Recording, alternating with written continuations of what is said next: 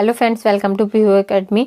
हमारी जो 4 एकांकी के महत्वपूर्ण प्रश्नोत्तर की सीरीज चल रही थी, इसमें हमारा आज का क्वेश्चन है ऊसर एकांकी की समीक्षा एकांकी कला के तत्वों के आधार पर कीजिए। जो हमारी ऊसर एकांकी है उसे हमें कला के तत्वों के आधार पर समीक्षा करनी है कि ये एकांकी कैसी है। तो आइए स्टार्ट करते हैं। ऊसर जो हमारी एकांकी है ये भुवनेश्वर प्रसाद जी की एकांकी है। यह एक मनोवैज्ञानिक और सामाजिक एकांकी है जिसमें समाज के खोखलेपन को चित्रित करते हुए मध्यम वर्ग की इस मानसिकता को व्यक्त किया गया है। लेखक ने बड़ी कुशलता से इस वास्तविकता को उजागर किया है कि आगे आने वाली पीढ़ी बिल्लियों एवं सांपों जैसी चाहे हो, किंतु वह आज की पीढ़ी से निश्चित रूप से बेहतर होगी। तो वह कहते हैं कि एक मनोवैज्ञानिक और सामाजिक एकांकी है ये, क्योंकि इसमें क्या है, हमारी जो सोच है और हमारी जो सामाजिक स्थिति है उसके बारे में बताया गया है। एकांकी कला के तत्वों के आधार पर इस एकांकी की समीक्षा निम्न शीर्षकों में की जा सकती है। सबसे पहले हमारा शीर्षक आता है कथावस्तु। प्रस्तुत एकांकी का कथानक कुछ उलझा हुआ है। लेखक अपनी बात को सांकेतिक ढंग से व्यक्त करता हुआ समाज में बढ़ रही आडंबर प्रियता, नकली जिंदगी को उजागर करना चाहता है। मध्यम वर्ग में यह आकांक्षा तीव्रता से जन्म ले रही है कि वह स्वयं को उच्च वर्ग जैसा दिखाए, भले ही वह उच्च वर्ग का न हो। प्रस्तुत कथानक में गृह स्वामी का अतिथियों पर यह जाहिर करना कि उसका छोटा बेटा ट्यूटर से अंग्रेजी सीख रहा है तथा बड़ा बेटा विलायत से आया है, इसी प्रकार का आचरण का दिखावा कर रहा है, किंतु भीतर से उन सबकी मानसिकता मध्यम वर्ग वाली ही है। समग्रतः कथानक की दृष्टि से यह एकांकी सफल है, यद्यपि इसमें सांकेतिकता अधिक है जो सामान्य पाठक की समझ में नहीं आ पाती। तो ये क्या है कि इसकी जो कथा वस्तु है उसमें हमें क्या बताया जा रहा है, हमें ये बताया जा रहा है कि जो मध्यम वर्ग के लोग हैं वो इस दौड़ में दौड़ रहे हैं कि हमें उच्च वर्ग का दिखना है। चाहे वह मध्यम वर्ग के हैं तो वो मध्यम वर्ग के कह सकते हैं, लेकिन उन्हें शो ऑफ करना है। तो ये शो ऑफ के ऊपर ज़्यादा दिखाई गई है कि हमें बढ़ चढ़ के बताना है। तो ये उस चीज़ के बारे में बताते हैं कि हमारा जो बेटा है वो ट्यूटर से पढ़ रहा है, अंग्रेजी पढ़ रहा है, हमारा बेटा बड़ा बेटा विलायत से आया है। तो ये क्या है, बहुत ही बड़ी बात समझते हैं वो बताना।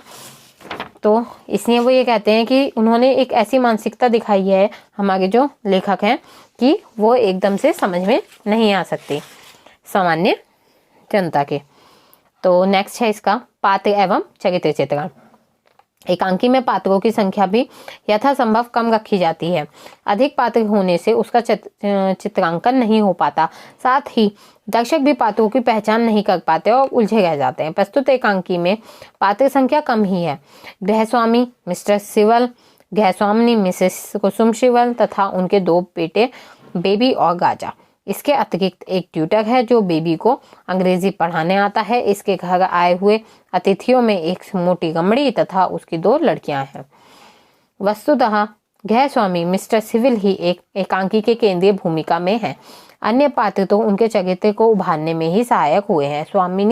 गृहस्वामिनी मिसेस कुसुम सिविल एक सामान्य गृहिणी है जो अतिथियों को अपने घर बड़े गर्व से दिखाती हैं और उन्हें घर के पीछे के पार्क में ले जाती हैं। अतिथियों का पूरा ध्यान रखती हैं, पर वह भी दिखावा पसंद है।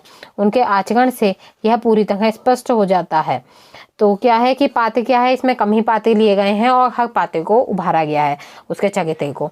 तो इसमें जो मेन चरित्र है वो किसका है, गृहस्वामी मिस्टर सिविल का चरित्र जो है हमारे सामने आया है। उसके अलावा बाकी जितने भी हमारे पात्र हैं वो क्या है, उनके चरित्र को ही उभारने के काम आ गए हैं। तो अतः कहा जा सकता है कि पात्र और चरित्र चित्रण की दृष्टि से यह एक सफल एकांकी है। नेक्स्ट है इसका कथोपकथन अथवा संवाद, मतलब जिसके डायलॉग्स हैं। संवाद योजना को एकांकी का प्राण तत्व कहा जाता है। बिना संवादों के एकांकी की कथा आगे नहीं बढ़ सकती, अतः संवादों पर ही एकांकी की सफलता निर्भर करती है। एक अच्छे एकांकी के संवाद संक्षिप्त, रोचक, सरल, प्रभावपूर्ण एवं सहज होने चाहिए। तो यहाँ पे क्या कहा है कि जो हमारे संवाद होते हैं, जो हमारे डायलॉग्स होते हैं, वो कैसे होने चाहिए, सरल और रोचक होने चाहिए। ऐसे होने चाहिए कि कम शब्दों में ही हम ज़्यादा बात कर सकें। इस एकांकी के संवादों में यद्यपि उक्त सभी विशेषताएं तो उपलब्ध नहीं होती, तथापि ये सभी विशेषताएं तो नहीं है, लेकिन फिर भी ज़्यादातर विशेषताएं इसमें मिल जाती हैं। इस एकांकी के संवाद योजना का एक उदाहरण इस प्रकार है कि मोटी गमड़ी कहती है, तुम भी कागज ले लो राजा जी। युवक कहता है, मैं तो नाम लूंगा। मोटी गमड़ी पेंसिल उठाते हुए कहती है अच्छा। युवक सबको तैयार देखकर कहता है अच्छा मैं क्या कहूँ। हंसता है अच्छा कमरा। सब लिखते हैं। युवक अच्छा बिजली। फिर सब लिखते हैं। युवक अच्छा अच्छा पेंगुलेटर। फिर सब लिखते हैं।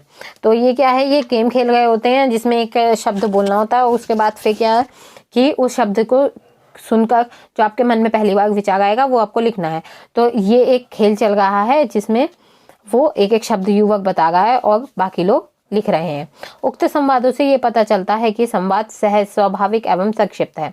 पात्रों की गतिविधियों को स्पष्ट करते हैं हुए वकील कोष्ठक में स्पष्ट पात्रों की गतिविधियों को स्पष्ट करते हुए कोष्ठक में भी सूचनाएं दी गई हैं जो अभिनय करते हुए समय काम आएंगी। संवाद योजना की दृष्टि से यह सफल एकांकी है। तो यहाँ पे देखिए कि जो संवाद दिए गए हैं उनमें जो ये ब्रैकेट में चीजें दी गई हैं, इससे क्या है कि हमें ये पता चलेगा नाटक करते हुए कि हमें क्या करना है, कैसा करना है, कि यहाँ पे हंसना है या तैयार होना है या पेंसिल उठानी है। तो ये चीजें उन्होंने पूरी तरीके से बताई हैं। नेक्स्ट है हमारा देशकाल एवं वातावरण। एकांकी को स्वाभाविक एवं यथार्थ बनाने के लिए उसमें अनुकूल देशकाल और वातावरण का चित्रण करना आवश्यक है। प्रस्तुत एकांकी एक मध्यवर्गीय परिवार की यथार्थ चित्रण प्रस्तुत करता है। मध्यम वर्ग की मानसिकता, आडंबर, प्रियता एवं स्वयं को बुद्धिजीवी के रूप में प्रस्तुत करने की ललक इस एकांकी में साफ देखी जाती है कि मध्यम वर्ग का व्यक्ति जब उच्च वर्ग का बनना चाहता है तो वो कैसे हरकतें करता है, वो चीजें इसमें दिखाई गई हैं। पात्रों की भाषा, वेशभूषा, लाइफस्टाइल, बातचीत का तरीका भी देशकाल के अनुरूप होता है। एकांकीकार ने इस एकांकी में सांकेतिक शैली का में पाठक एवं दर्शक को अनुमान लगाने के लिए छोड़ दिया है। अंततः कहा जा सकता है कि देशकाल एवं वातावरण की दृष्टि से यह एक सफल एकांकी है। तो इसमें क्या है, एकांकीकार ने पूरे तरीके से एकांकी को समाप्त नहीं किया है बल्कि सांकेतिक शैली में छोड़ा है। मतलब उसने संकेत तो दिया है इसमें लास्ट में, लेकिन उसे पूरी तरीके से कंप्लीट नहीं किया है और अनुमान लगाने के लिए दर्शकों पे ही छोड़ दिया है। इसका नेक्स्ट टॉपिक है हमारा भाषा शैली। भाषा शैली में है एकांकी की भाषा सरल, सहज, पात्र अनुकूल एवं प्रभावपूर्ण होनी चाहिए। प्रस्तुत एकांकी मध्यवर्गीय परिवार की मानसिकता से जुड़ा है, इसलिए उसमें भाषा का सहज रूप से देखा जा सकता है। पात्रों की बातचीत में अंग्रेजी एवं उर्दू शब्दों का प्रयोग प्रचुरता से हुआ है। तो यहाँ पे क्या है, मध्यम वर्गीय परिवार की जो मानसिकता होती है उससे जुड़ी हुई जो भाषा होती है उसका प्रयोग हुआ है। इसमें अंग्रेजी और उर्दू के शब्दों का भी बहुत ज्यादा प्रयोग हुआ है एकांकी में। एकांकी में प्रायः ऐसी शैली का प्रयोग होता है जो सांकेतिक हो तथा विषय वस्तु एवं अभिव्यक्ति को प्रभावित बना सके। प्रस्तुत एकांकी की शैली में सांकेतिकता है। मनोविज्ञान के सहचर्य परीक्षण का सहारा लेकर पात्रों की मानसिकता, सोच को व्यक्त करने का प्रयास किया गया है। किसके मन में क्या चल रहा है इसे जानने के लिए यह एक अभिनव प्रयोग एकांकीकार ने यहाँ किया है। तो क्या है कि एक जो किसी के मन में क्या चल रहा है, तो ये एक मनोविज्ञान के सहचर्य परीक्षण होता है, तो उसका प्रयोग करते हुए इस एकांकी को हमारे एकांकीकार ने लिखा है। खेल के माध्यम से मनोग्रंथि को जानने के लिए यह प्रयास निश्चित रूप से एकांकी को शैली की दृष्टि से प्रभावशाली बना देता है। तो यहाँ पे हमने क्या देखा था कि मैंने आपको बताया था कि इसमें क्या करते हैं, ये खेल खेलते हैं कि पहला अक्षर जो भी हम बोलेंगे उससे जो भी हमारे दिमाग में आएगा वो हमें लिखना है। तो इससे क्या हो गया कि हम जो उनके किसी भी व्यक्ति के मानसिक विचार को जान सकते हैं। नेक्स्ट है हमारा रंगमंचता एवं अभिनेता। एकांकी की रचना रंगमंच के लिए भी की जाती है, अतः उसकी सफलता इस बात पर निर्भर करती है कि उसमें रंगमंच पर सफलतापूर्वक प्रस्तुत करने में कोई बाधा न आए। एकांकीकार ने बहुत सारी सूचनाएं एकांकी में प्रारंभ में ही दे दी हैं जो दृश्य विधान में सहायक है। साथ ही संवाद बोलते समय किस भाव का प्रदर्शन करना है इसकी सूचना भी हमें कई जगह पे मिली है। जैसे कि लड़का कुत्ते को जूते से सहलाता है और उंगली चाटते हुए, मेरा पिप्पा, तुम्हें कोई नहीं पूछता, तुम यहाँ अकेले पड़े हो, मेरा बूबी, वहां बैठ जाता है। कुत्ता वैसे ही आंख बंद किए कान और दुम हिलाता है। तो यहाँ पे क्या है, एक एक चीज बताई गई है कि कुत्ता क्या कर रहा है, व्यक्ति क्या कर रहा है, कैसे करना है। इससे पहले भी हमने जब एक उदाहरण देखा था उसमें हंसते हुए और पेंसिल उठाते हुए, ये चीजें बताई गई हैं, जिससे क्या है कि हमें किस तरीके के भाव देने हैं ये चीज का हमें पता चलेगा। एकांकी में ऐसा कोई दृश्य नहीं है जिसे दिखा पाना संभव न हो, अतः कहा जा सकता है कि रंगमंचता या अभिनेता की दृष्टि से भी एकांकी सफल है। नेक्स्ट है संकलन तय। संकलन तय का निर्वाह भी एकांकी में किया जाता है, जिसके अंतर्गत स्थान, कार्य और समय की एकता का ध्यान रखा जाता है।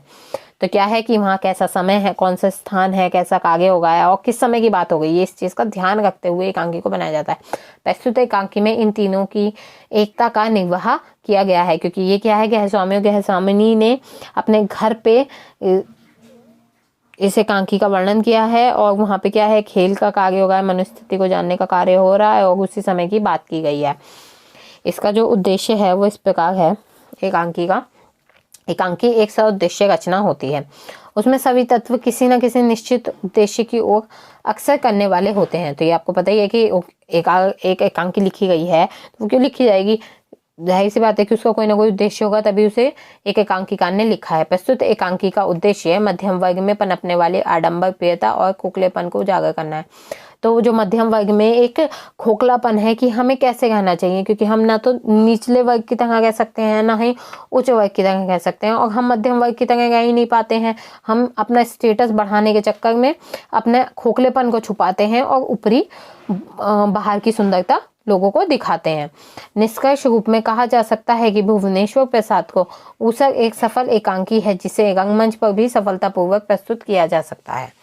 आई होप आपको मेरी वीडियो समझ में आई होगी और आपके लिए हेल्पफुल रहेगी। अगर आपको मेरी वीडियो अच्छी लगी हो तो वीडियो को लाइक करना और चैनल को सब्सक्राइब करना ना भूले। Thanks for watching.